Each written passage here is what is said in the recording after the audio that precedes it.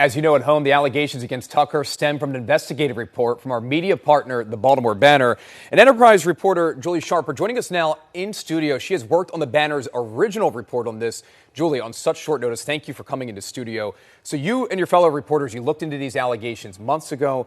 Take us through that process and the storytelling process, if you will. Sure.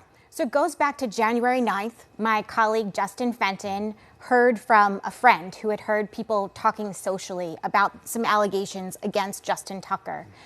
He shared that information with our sports team. Our Ravens reporters started looking into it, and lo and behold, we were surprised to see that there were numerous allegations floating around social media. Justin and I started reporting. I messaged some of the folks who had actually tweeted about this. One person responded to me right away and said, yes, I've heard this from a high school classmate who had a firsthand experience. I reached out to that person. She told me about her experience, and she put me in touch with another colleague who'd had a similar experience. And I think there's a misconception sometimes. People say that, why are these women coming forward now? But especially the first 6 reporters that the Banner talked to, we found them.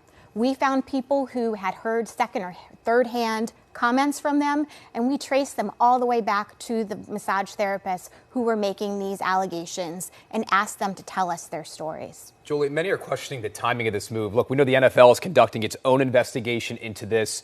What do you think about the timing? Where do you think the NFL is with that investigation? Could this indicate that something substantial is set to come down soon?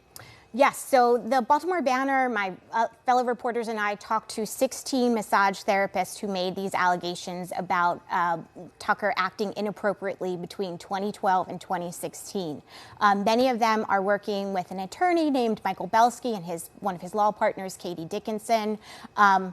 We have heard from some of the massage therapists that they were interviewed by NFL investigators. They said the investigators seem to be doing a very thorough job, also talking to their corroborating sources, people that they had talked to at the time. But our understanding is that this investigation is still ongoing, although we have not heard directly from the NFL the status of the investigation. Obviously, this is a big-time move by the Ravens. What do you think this means for the accusers? I've talked to some of the massage therapists today. I also talked to their attorney. One woman said that simply telling her story publicly felt very cathartic, and it felt like a step towards healing.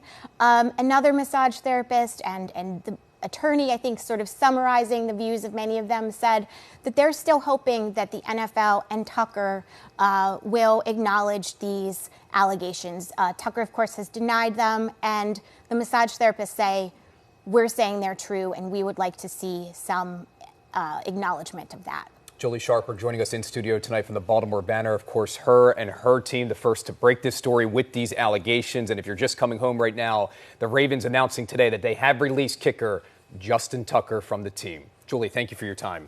Thank you. All right, let's jump back.